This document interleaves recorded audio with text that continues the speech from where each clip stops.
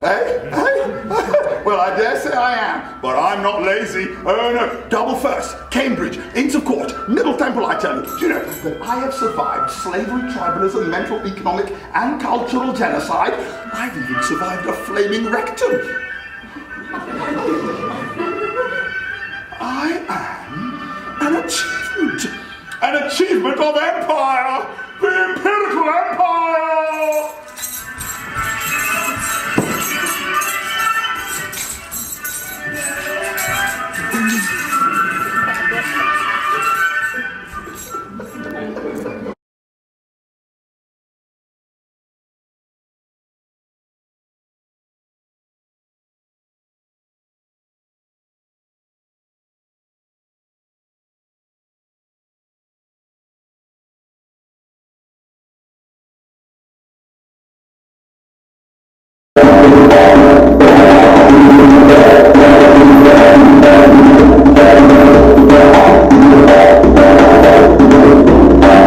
Yeah, what would you suggest to artists who want to make something like this, which can reappropriate language and a lot of narratives, and like, just how much research should you do?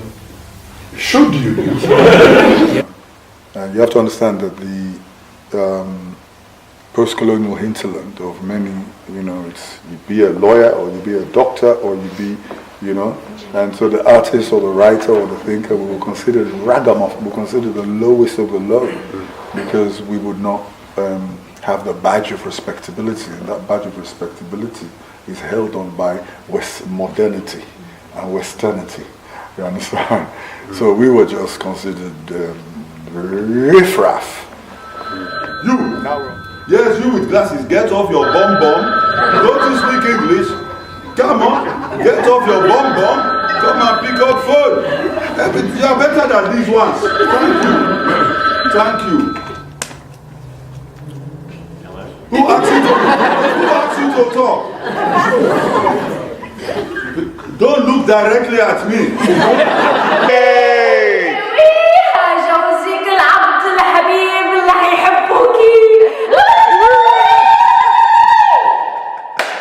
This is the story of Othello and Desdemona. Two people very much in love. They married, Othello and Desdemona. They married. Now Othello and Desdemona. Yes, he come out Africa.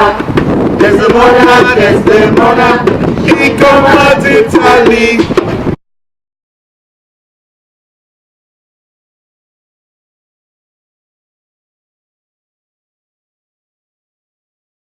Like the well-off, the white, nice neighborhood, and she's from there, and I was from the other side of the bridge, and like she could come over my side anytime and know it's fine, and everybody would be like, oh, hey, so it's cool, but I couldn't go to her place anytime I felt like I was a kid, because there'd be points where police would stop my car every time and be like, yo, what are you doing here? Can we help you? Like, as if I can't have a house there, sort of thing. Or it'll be like we go to the mall and everybody be like, like, you know what I mean? It's kind of time to go home. And there'll be stuff she would have noticed that I noticed, and it'll be like, She wouldn't notice. she wouldn't notice, because it's just, of course, doesn't affect her. How did that affect you But, that like, she didn't notice?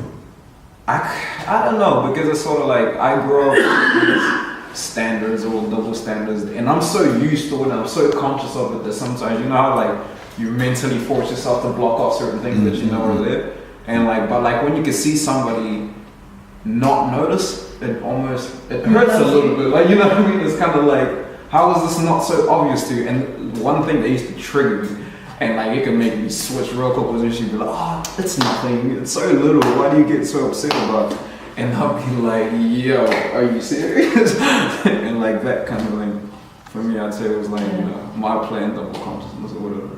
I mean, different sort of, it could be hard power, it could be soft power, for example. So, things like you were saying, maybe having a certain hair color is better, maybe having it straightened. When I was also growing up, I was straightening my hair. And why were you doing that? Because that's a certain perception associated to that. Or I would be like, oh, my my boobs are too big or my ass is too big, for example. And that's all.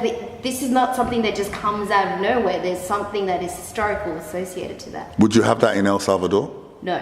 So you have it here specifically? Yes. Okay. That's it, you are learning fast. Pick up the. Don't you have protocol in your country? Don't you have etiquette? Don't put the phone in that hand. Is that what you do in your country? You have phone? Oh, mobile phone. Okay. That's what they give us for aid. Sorry.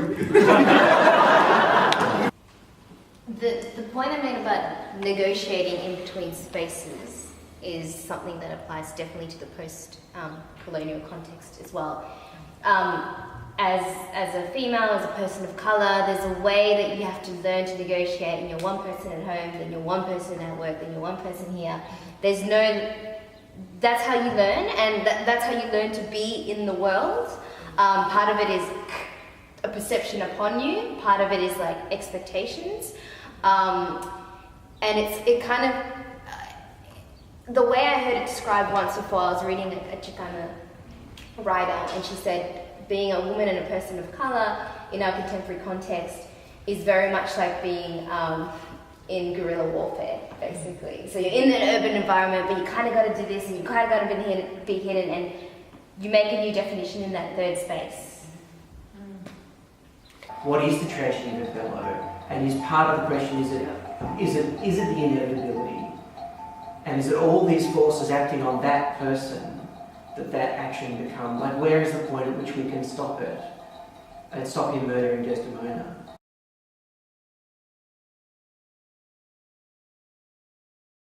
As one particular kind of public speaker, I reflected my culture, my Oromo heritage, a very oratory and a forthright way of speaking.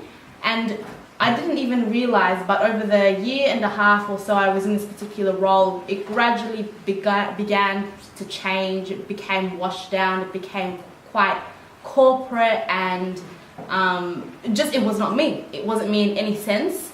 And at the same time, I began to explore the performance space of poetry, and I'd been writing poetry for a long time. And it was when I began or the first time performed poetry that I realized that the way I was representing my people, I'm going to put it in as much because it wasn't really representing my people, and the way that I was representing myself in my rawest form, so in poetry, were two completely different things, and I had to ask myself why this was.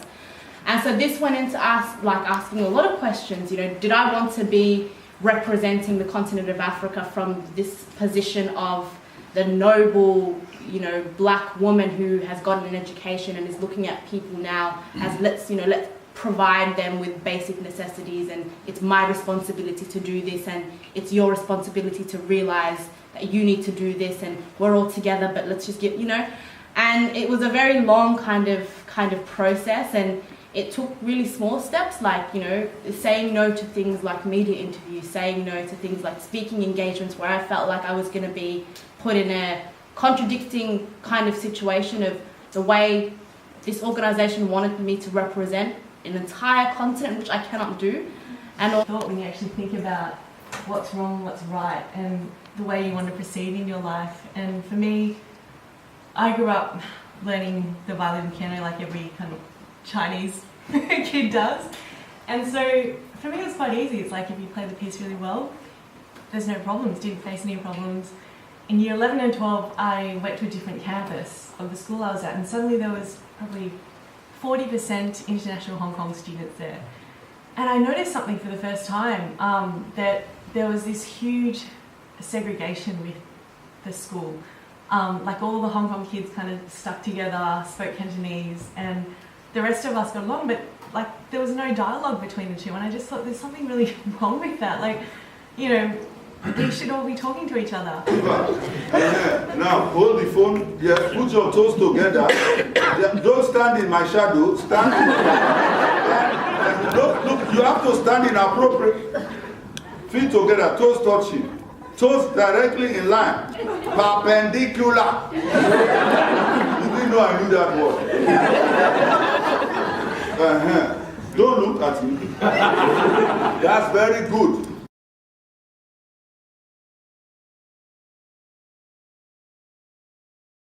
Narayan couldn't swim across the river because it was a kilometre deep and it was way too risky. So Narayan walked all the way around the river. When he got to the other side, he bobbed down. He crept closer and closer to the emu. Next to the emu was a boat, which fit perfectly into Narayan's plan.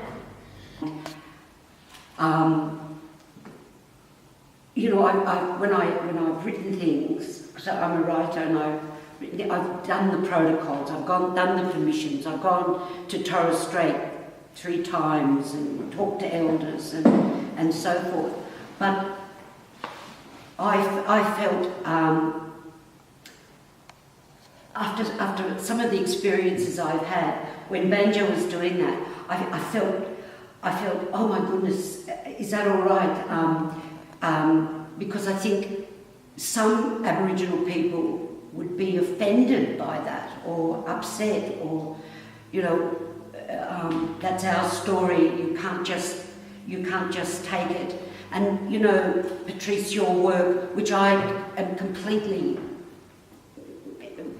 believe in and have been involved in myself for so long, the intercultural, interracial dialogic process and dialogue, and it's very complex. It's very hard because I've been really attacked sometimes, and quite, I understand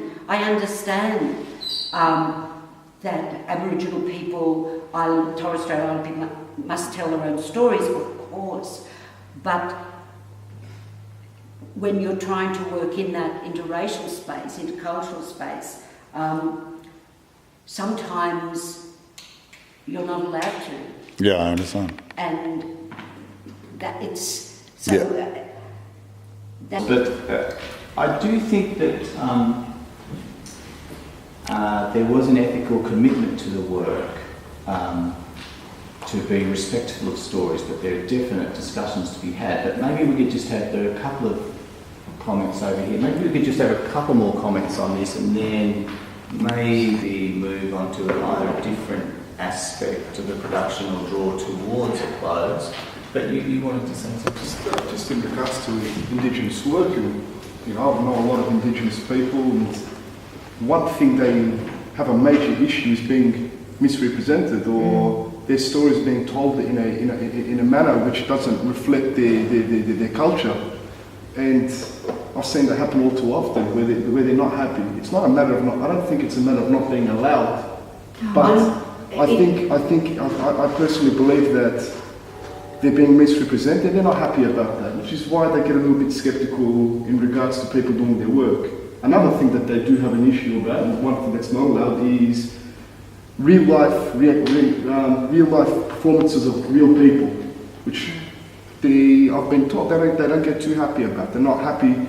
Real life stories of saying, oh, that's your uncle, or that's your cousin, or that's your this, or that's your. But I was at a welcome to country with Auntie Diane Kerr, and I've seen her actually perform a welcome to country on several occasions. And one of the most powerful things that she says in her welcomes is that she hopes that we as Australians can all embrace the history and the culture that existed on this land for 70,000 years. And so I personally feel that what our intention was in this story was to do that, was to take the ability for us to mix and mingle and kind of create this rainbow of colors and cultures.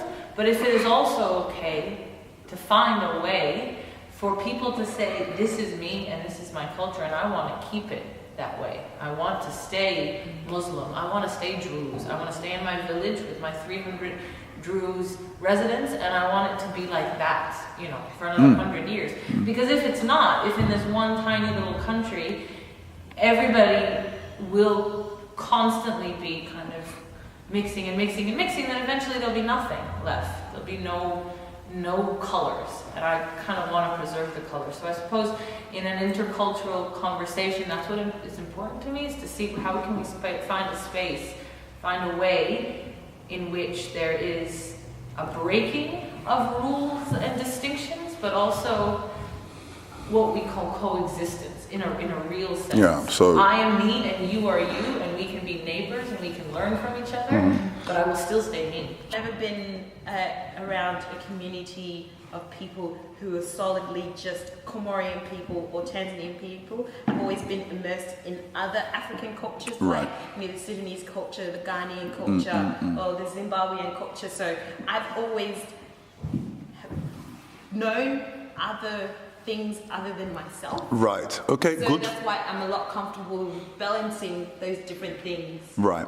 You know, I came in, once we set the skeleton of it, I came in the morning thinking, hang on, we've got a cast of all women here, and we're telling the story of a man, and why don't we come into it, at least enter it from a woman's perspective? Well, there's two really powerful women characters in this That's play. right. I mean, That's Amelia's it. character is quite powerful. Very. Who is he? There's no one. You're the only person I love. Tell me about Cassio. Come on, just tell me. I'll forgive you, just tell me about Cassio, just tell me what you did. I only love Cassio in the most general sense of the word. I love you. I thought. I saw him. He had my handkerchief. Then he found it. No, you gave it to him. No, he found it. He found it. The stereotypes that the play sets up about blackness, that Iago sets up about blackness being associated with monstrosity and sexuality. Beasts with two backs. Those stereotypes are very different to the stereotypes that have been attached to Indigenous Australian men. And I think that's potentially a productive clash with this play here, because the stereotypes that are attached to Australian Indigenous men are often about laziness or drunkenness. Yeah, and so I think those two things coming together there can be something interesting. The other thought that I had just listening to the discussion was that I was thinking about mercenariness, and that the mercenary that Othello is a mercenary. Absolutely. Soldier.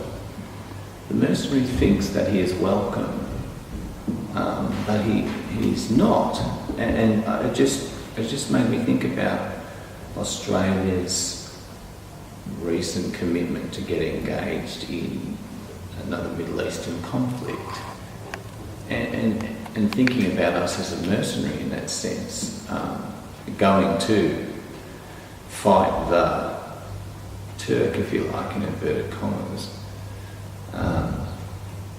and how being a mercenary makes you vulnerable, and the fact that in the last week or 2 weeks Australia has raised its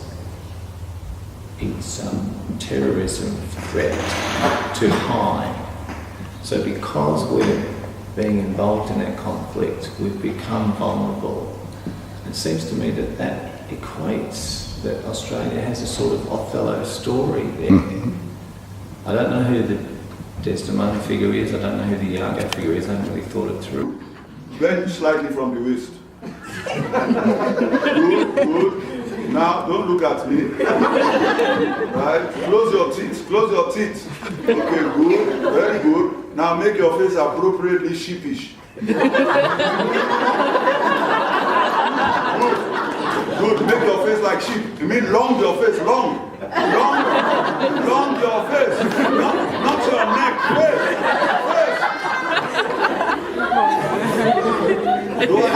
Good, that's it. Hello. In my body and in my psyche is the demonizing of Muslim as the other at the moment. And the other always is constantly changing. At one time it was the Greeks and the Italians, the Polish, and now and then it was the South Sudanese and the Ethiopians. you know, the most powerful weapon in the hands of the oppressors, the mind of the oppressed, and that whole the idea behind Black consciousness and just what you were saying to him. But if you look at it, you have to analyze all this stuff, and we're all slaves to something, and that's the imagery of that. Yes. You know, whether it's, you know, advertising, social media, and I really love that because it touches on so many things. You don't have to just be Black to understand it, but also thank you for, you know, all the Black consciousness ideas and things that were in there. But I think that this touches on something deeper, and that we should stop and think about who we are in relation to everything that has happened, and who you are as a person and the people that came before you. And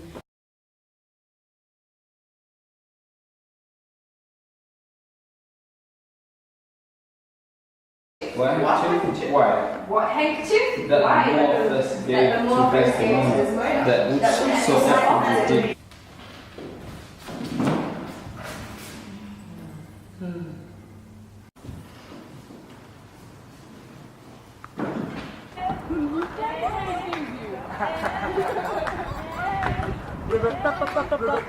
Your hands are moist. I know not of such things.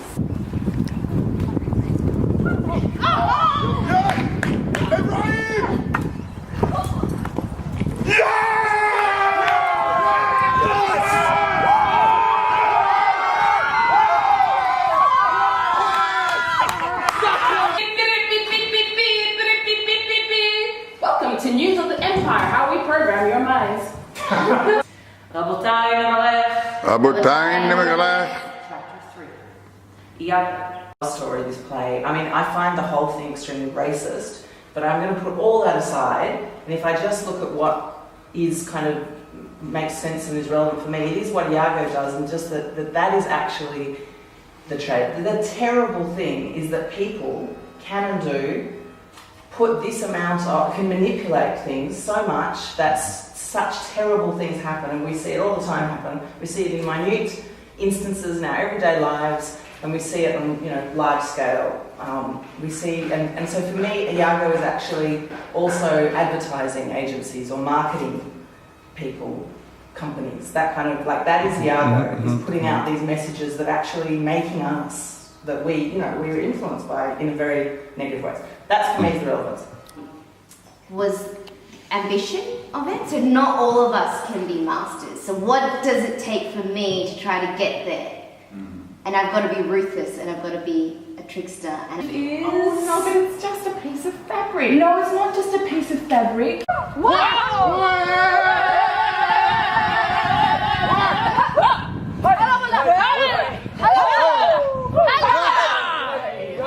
Exactly, right? So, and then when you want to do it, you go from this side, this. Very good, Tanya, right? This ceremony, they do not like this communion or something, right? These men.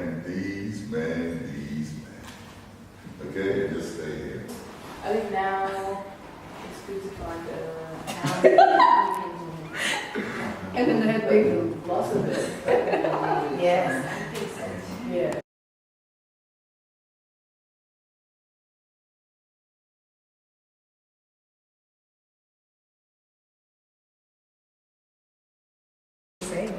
Shana's song.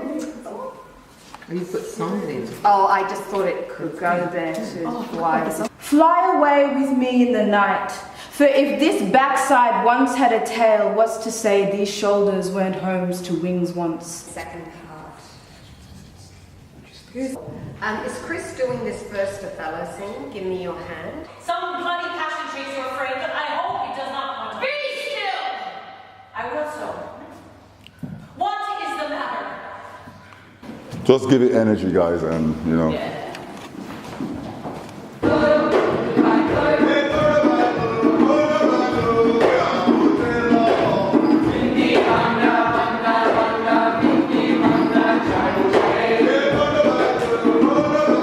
With her white boyfriend, everyone's white at the dinner party, and her boyfriend says to the people who just walked in, "What's up, my niggas?" If you were her, what would you do? What you do to me is you project your word like projectile vomit on my body, so don't call me nigger. I am more than that. Wash your mouth. Remember Cassio and the promise that you gave to me. He is such a great man. Fetch me a handkerchief. I will, but not now. We have to go and see Cassio. No, I haven't lost it. You let it be stolen. No, I haven't stolen or let it be stolen. Can we please go and see Cassio? Please, let's just go and see Cassio.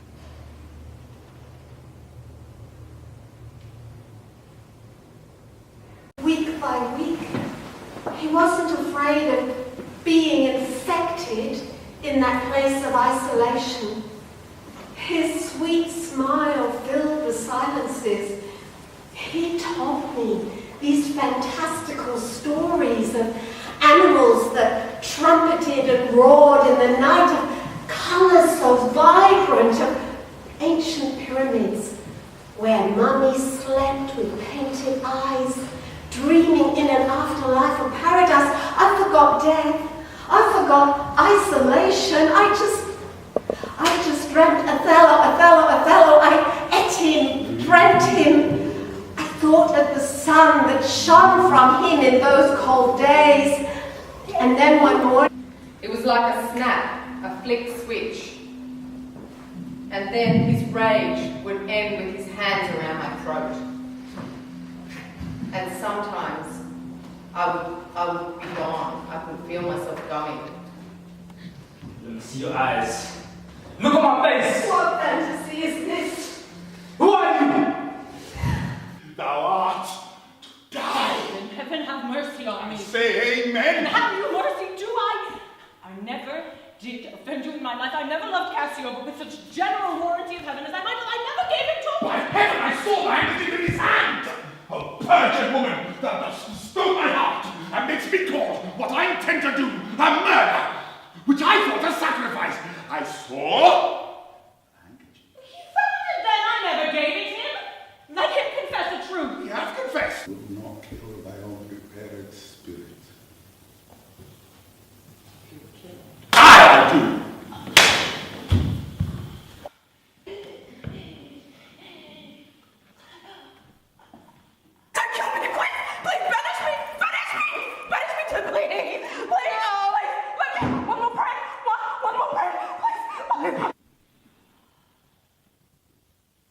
I wrote a letter, an end-of-life statement, that would abdicate him of any guilt if I should die in suspicious circumstance.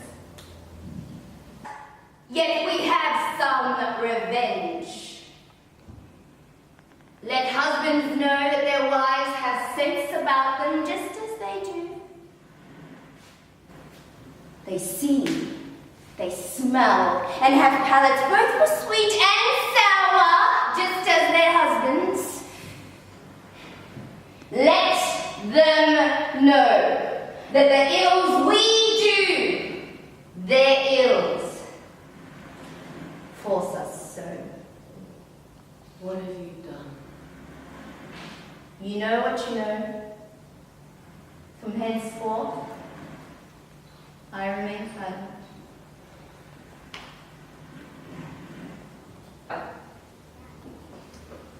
This is the letter.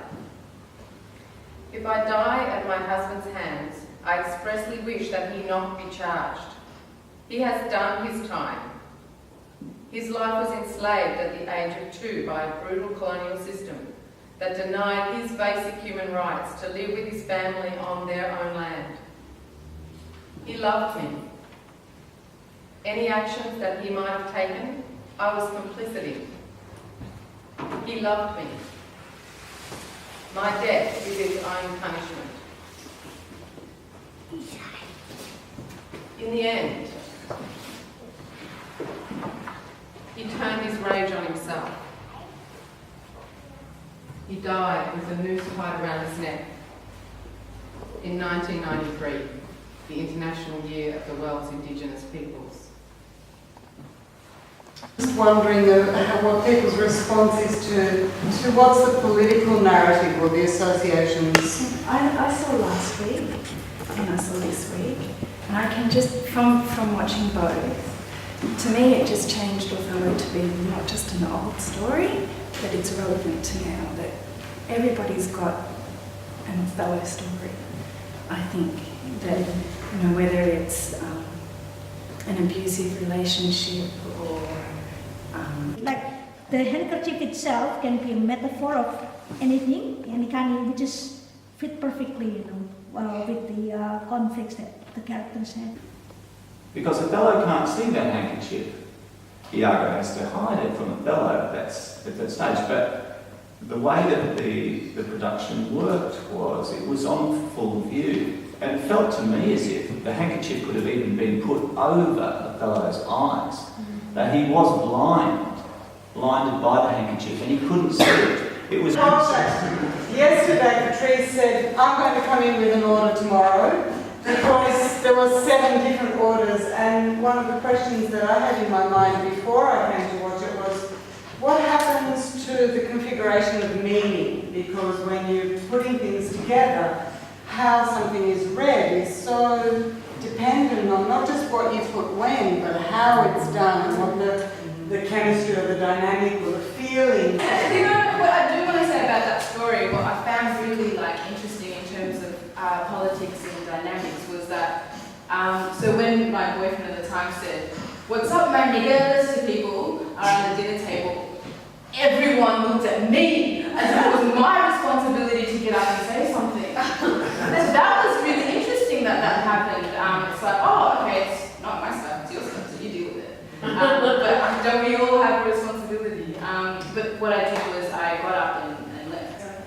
I'm just interested to know what drew you all to, as some of you haven't performed much or ever, or are not totally engaged with theatre. So I'm really interested to hear if anybody would like to speak about what drew them to this particular workshop. I'm a basketball player, so I use basketball analogy.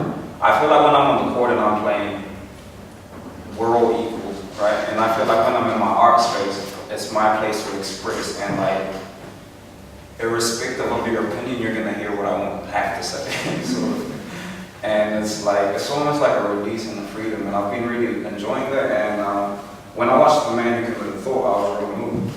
And so I said something, and I was having a conversation with Patrice, who I found really, really inspiring. I first read Othello back in university, my second year of English literature, with a really, very knowledgeable lady whose parents had been colonialists in Nigeria, and she had masks hanging up in her apartment, and just the way that she read it and the way that she presented it to me, and I was the only black person in that classroom, really scarred me quite deeply.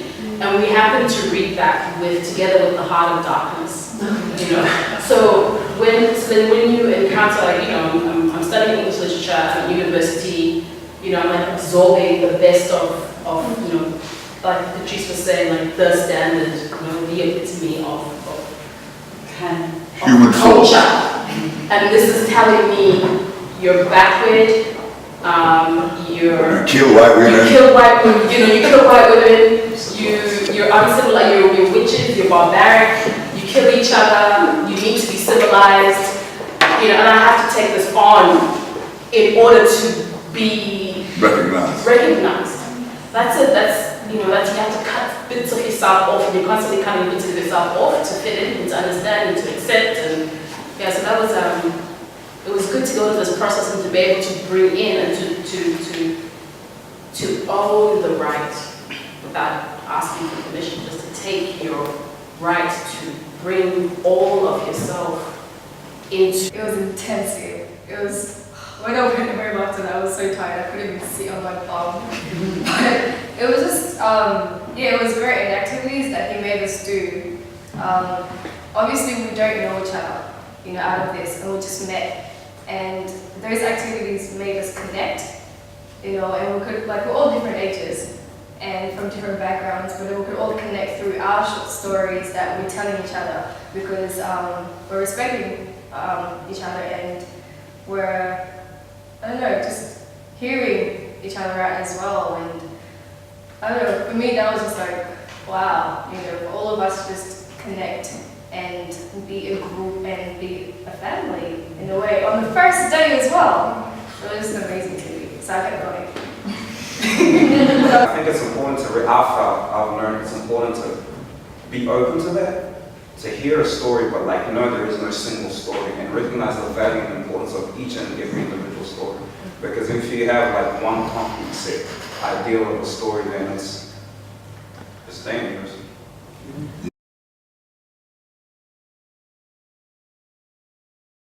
And how all this came about. I met Patrice probably only 10 days ago.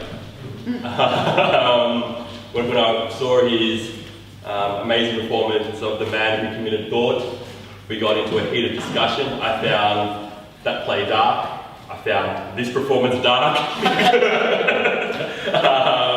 And we, I suppose, carried on the discussion to 2 a.m. in the morning. Then I heard him talk at the Institute of Postcolonial Studies, where he approached me and said, would you like to direct some scenes? And I wasn't even sure what the play was, but I said, of course, why not? Let's do it. And then he came back and he said, refresh on Othello. And I was like, well, I don't even know anything about Othello.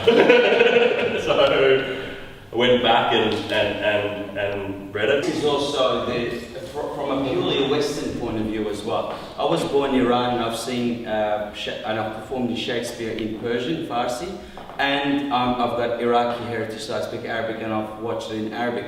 And they've got obviously different casting and you know, they play. And I watched Othello being played by a famous Kuwaiti actor in Kuwait, as well as a modern Richard III, which was, they adapted it to match Saddam Hussein. And they played it like that. Like there was an Ian McKellen one, which was about the World War II, I think. Richard III. Film. Yeah, great film. Yeah, beautiful film. And so I think, you know, when we say, do we play with it, do we not play with it, this is us as Westerners, and I'm saying us because I'm speaking English right now. So I think you know, we take that and we go, well, this is how it was written, so this is how it's played. But really, Shakespeare is being played all over the world, but our lack of, not knowledge, but because we don't know about it doesn't mean it doesn't exist. And it's played really beautifully and differently as well. And they get, and they have the same niggles as well about casting of which famous Persian actor they're going to cast or which famous Arab actor, because there's, you know, 25 Arabic-speaking countries, and from which country? Is it from Morocco, or is it from Syria, or is it from Egypt? Because they've got different accents, and who is closer to play Othello? And normally the North Africans, you know, that get it, as opposed to the Gulf countries, and they get Gulf actors to play the rest. So it is. I think it's you know. It's being played all over, and there is that, you know, different mixes and races. But in terms of us in English, maybe we still haven't passed that barrier yet. We can't see, you know, a white Othello. Coming in a show like this one is just like really open up of my eyes and my mind, because I've been around for, you know, so I've been here for 2.5 years, but in New Zealand for about 13 years. But I never seen a show like this, just making people to sit and get every pieces of everything together. I'm from Congo, he's from Sierra Leone. By the way, he brought the story, and I know a little bit in pieces about Africa, and I was like, wow, this is something that not only the young generation need, but also like older people. If I give you 50 acres in my country, you are in my country now, what will you do with it? I'd like to give it back to the other people in your land to look after.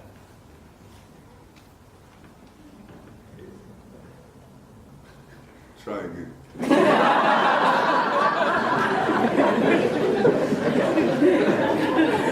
You see? He said, let's share. It sounds idealistic, but there are some people who actually believe in that. That's how they run their communities. Other people, let's come and take. Other people say, well, let's share.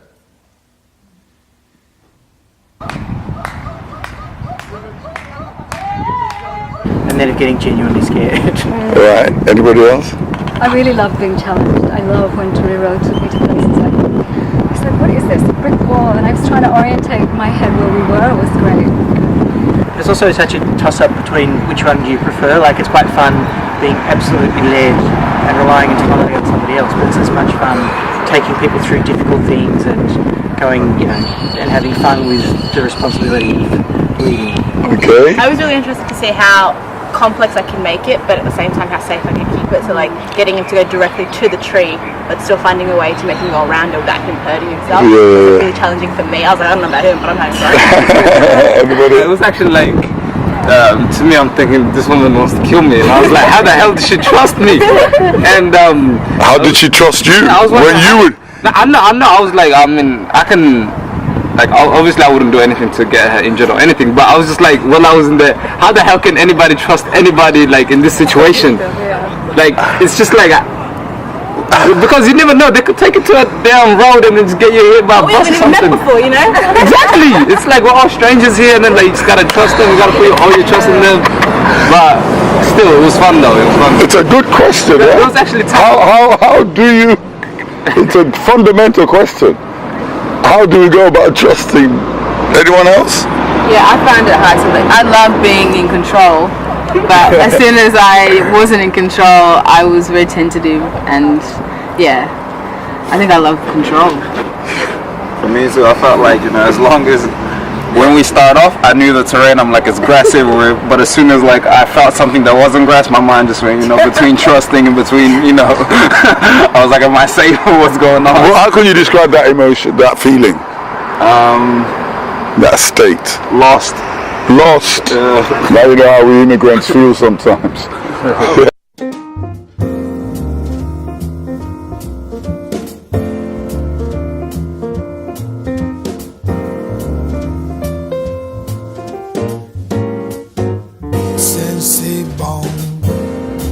Love for sale in France as they swing to romance because it's so good.